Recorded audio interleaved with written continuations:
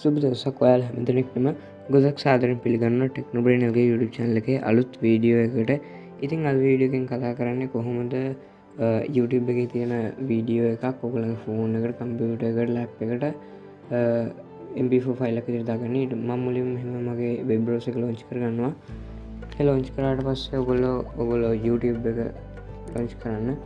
ඊට පස්සේ මෙතනින් ඔයගොල්ලෝ කැමති වීඩියෝ එකක් ඔන් කරලා ඒක රයිට් ක්ලික් කරලා URL එක කොපි කරගන්න.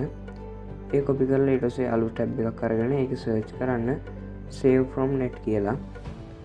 ඒ save from net කියලා සර්ච් කරලා ඊට පස්සේ ඒක enter ක්ලික් කරාට පස්සේ ඔයගොල්ලන්ට එන පළවෙනි result එක ඔයගොල්ලෝ ක්ලික් කරන්න.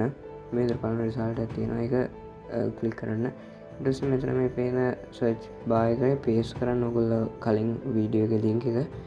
ඒක පේස් කරාට පස්සේ ඔයගොල්ලන්ට මේ විදිහට යනවා මොන ක්වොලිටි එකකින්ද අපිට ඕනේ ඩවුන්ලෝඩ් කරන්න කියලා. ඉතින් මම මේකේ පික්සල් 360 දෙනවා. ඒ දුන්නාට පස්සේ ඔයගොල්ලෝ ඇඩ් එකක් ලෝඩ් කරනවා. ඒක කැන්සල් කරගන්න. ඊට පස්සේ මේ තියෙන්නේ